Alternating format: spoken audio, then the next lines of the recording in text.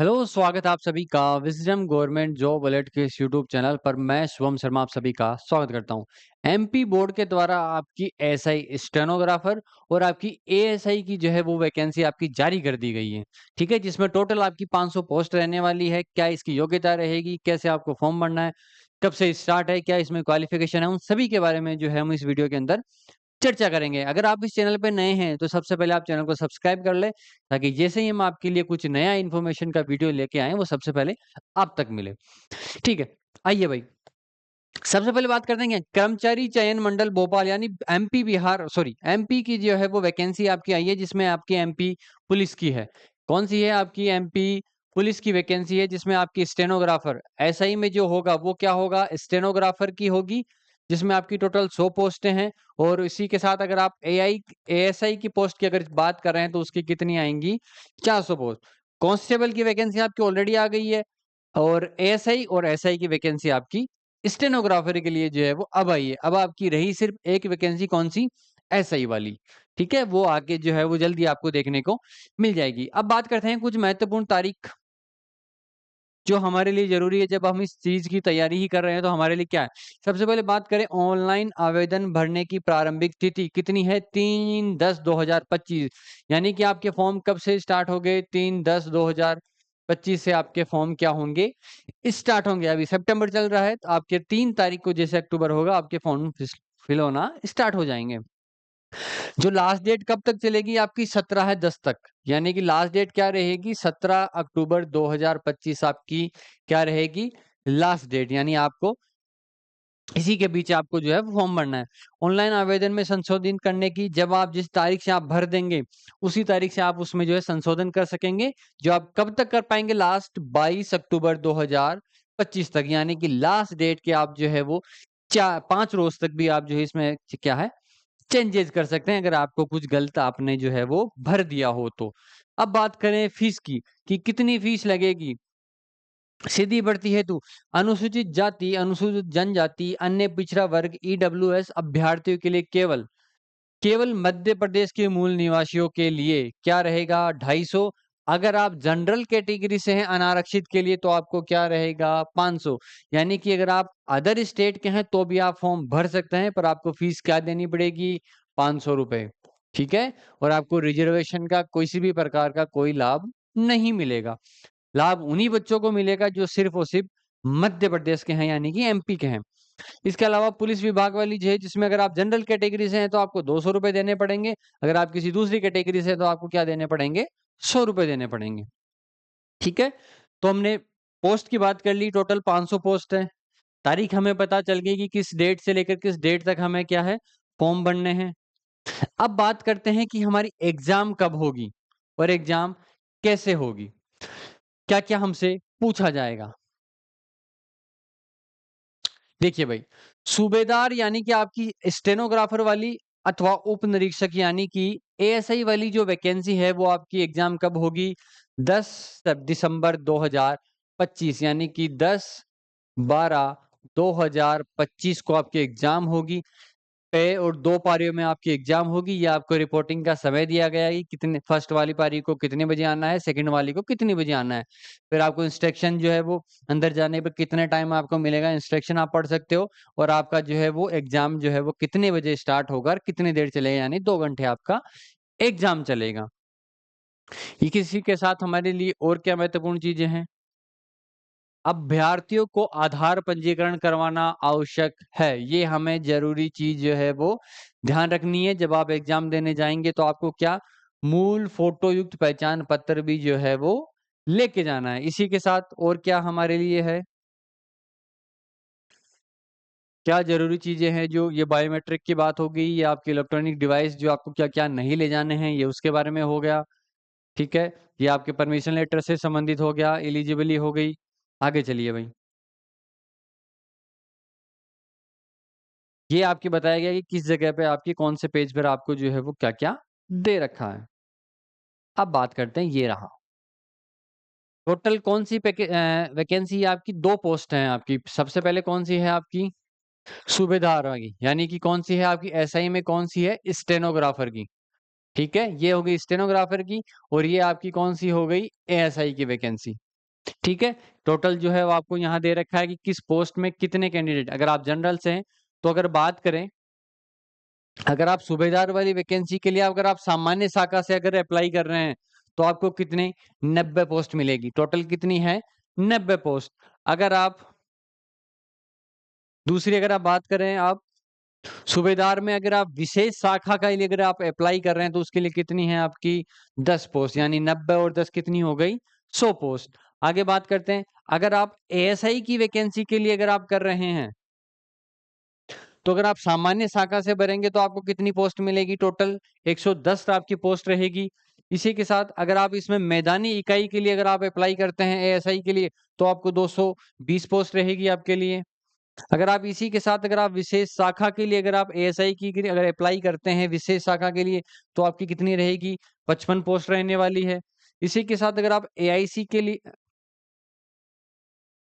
ASI की अगर आप जो है वो अपराध अनुसंधान अगर विभाग में अप्लाई करेंगे, तो टोटल कितनी रहेगी?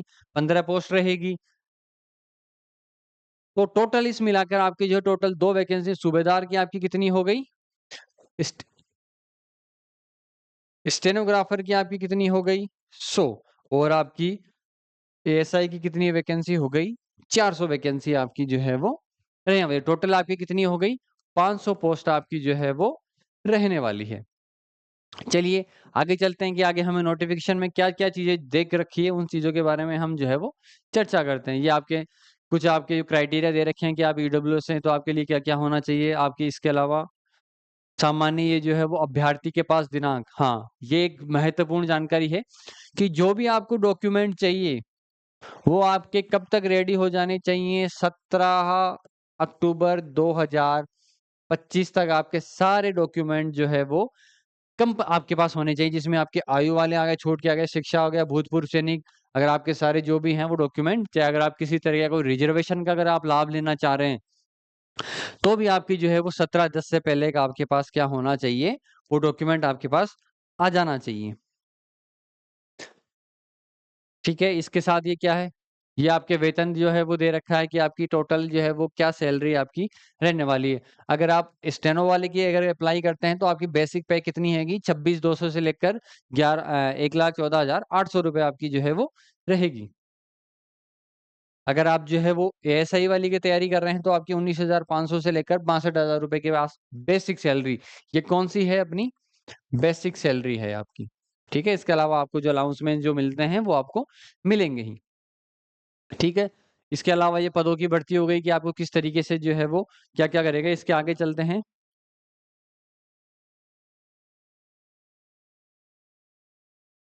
ओके, आ जाइए, ये रहा आपके जो आपको मैंने शाखा बताई थी, कौन-कौन सी शाखाएँ थी आपकी?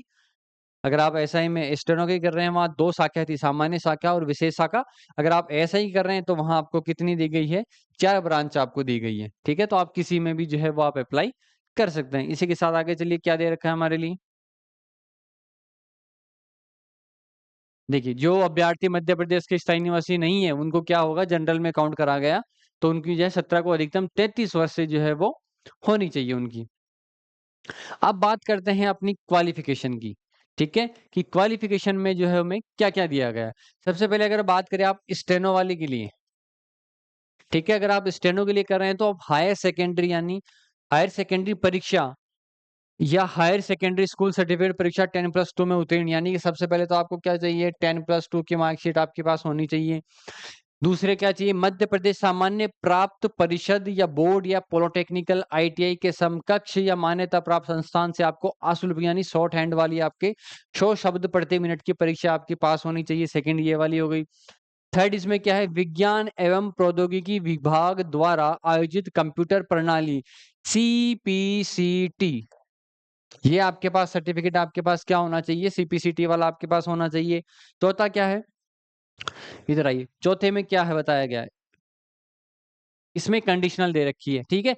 या तो आपके पास क्या हो, अगर आप स्टेनो की तैयारी कर रहे हैं, इलेक्ट्रॉनिक विभाग एवं कंप्यूटर पाठ्यक्रम प्रत्यापन डीओ डीओईए सीसी द्वारा आयोजित डिप्लोमा स्तर की आपके पास परीक्षा उत्तीर्ण होनी चाहिए। अगर ये आपके नहीं पास नहीं है, तो आप शासकीय मान्यता प्राप्त आईटीआई से कंप्यूटर ऑपरेटर एवं प्रोग्रामिंग असिस्टेंट यानी कोपा वाली आपके पास 1 वर्ष का पाठ्यक्रम आपके पास होना चाहिए। अगर वो भी नहीं है, तो आपके पास मान्यता प्राप्त पॉलिटेक्निकल संस्थान, कॉलेज या विश्वविद्यालय आईटीआई से आधुनिक कार्यालय प्रबंधन में आपके पास पास होना चाहिए। अगर वो भी नहीं है, तो आपके पास विश्वविद्यालय अनुदान आयोग से मान्यता प्राप्त संस्थान सभी मुक्त विश्वविद्यालयों से कंप्यूटर का डिप्लोमा होना चाहिए।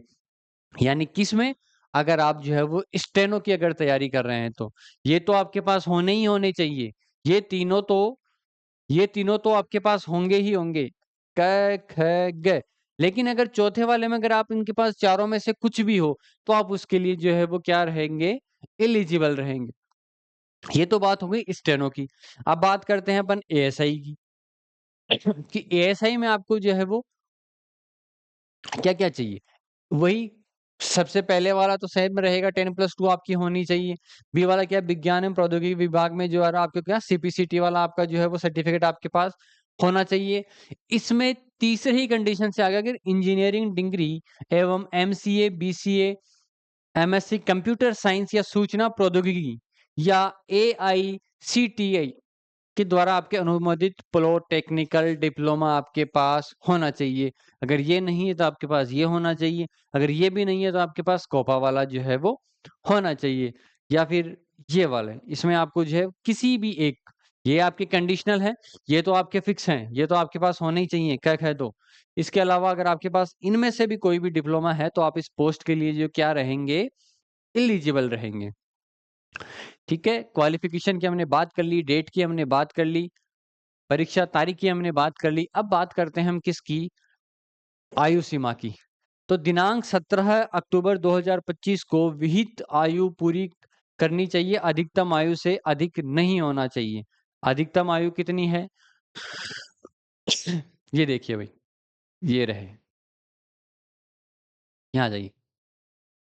अगर आप पुरुष कैंडिडेट हैं, ठीक है? और मध्य प्रदेश में आप जनरल से आते हैं, तो आपकी अधिकतम आयु कितनी होनी चाहिए? 33 साल।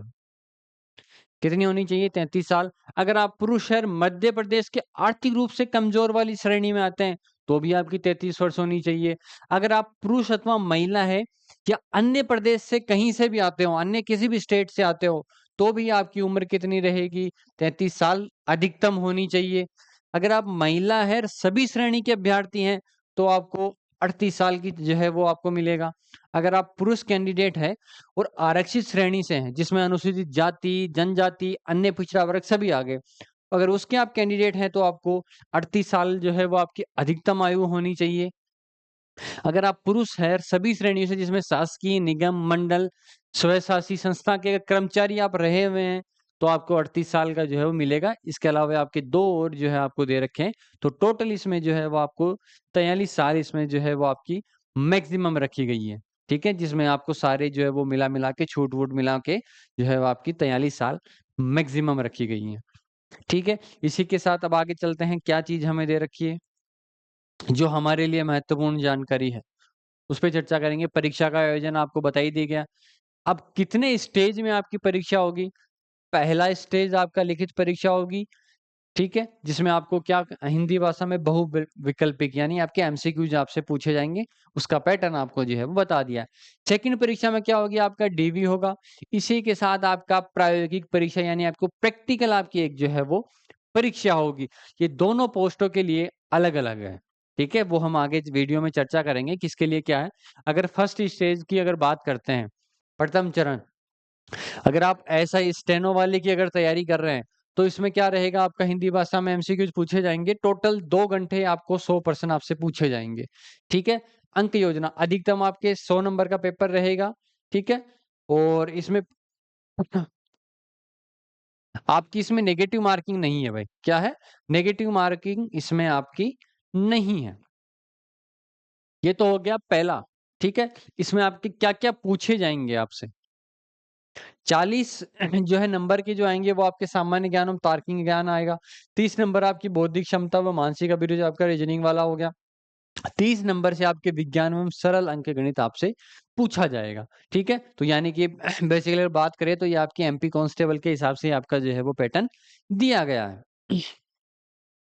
तो सीबीटी 1 जो आपकी जो सॉरी आपकी जो पहली वाली फर्स्ट पेपर जो होगा वो आपको दोनों का सेम रहेगा। लेकिन द्वितीय में क्या दे रखा है अपने को, दस्तावेज परीक्षण का आयोजन एक चयन समिति जैसा कि पुलिस महानिदेशक गठित, ठीक है, प्रायोगिक चयन समिति जैसा कि पुलिस प्रायोगिक ली जाएगी। प्रायोगिक परीक्षा सूबेदार शीघ्र लेखन हेतु अनुसूची 1 एवं अनुसूची 2 यानी नीचे जो है वो आपकी दे रखी है इसके अंदर, जिसके अंदर आपको जो है वो दोनों पोस्ट के लिए स्टेनो वाली के लिए आपकी अलग प्रायोगिक परीक्षा होगी और आपकी एएसआई के लिए जो है वो अलग होगी।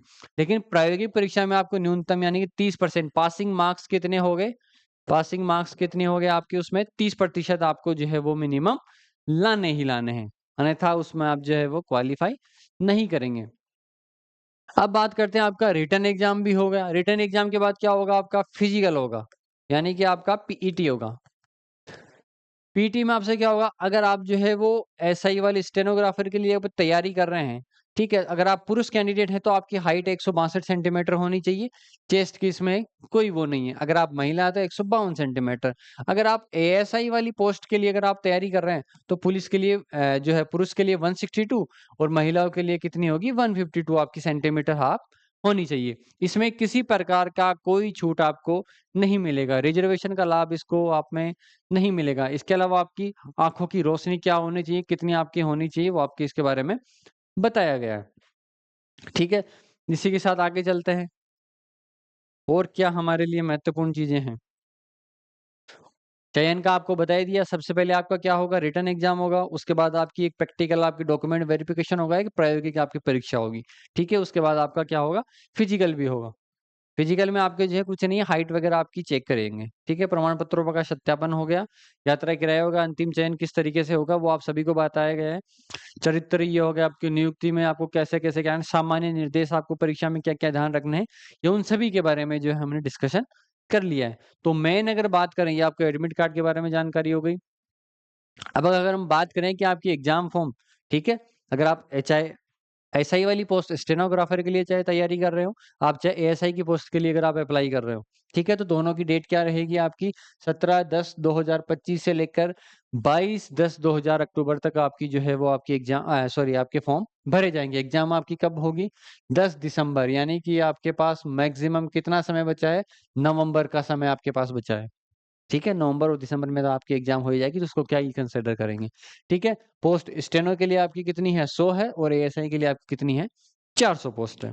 आई होप आप सभी के सारे डाउट जो है वो समझ में आ गए होंगे, आप सभी को समझ में आ गया होगा क्या आपकी समस्याएँ हैं, ठीक है? आपको फॉर्म कैसे भरना है, कौन-सी मैं पोस्ट के लिए क्या हूँ, क्या मेरी जो है वो योग्यता मेरे पास होना चाहिए, क्या मेरा ऐज का क्राइटेरिया होना चाहिए। इन सभी के बारे में हमने जो है विस्तार से चर्चा कर ली है। अगर इसके अलावा भी आपका अगर कोई संदेह या कोई डाउट या आपको फॉर्म भरने में कोई भी समस्या आती है, तो आप इस वीडियो के कमेंट सेक्शन में अपना डाउट डाल सकते हैं। तो हम जैसे ही आप तुरंत इसको जो है इसका रिप्लाई करने की कोशिश करेंगे, चाहे वीडियो के माध्यम से हो या आपके जो है वो कमेंट सेक्शन के माध्यम से हो। ठीक है? धन्यवाद।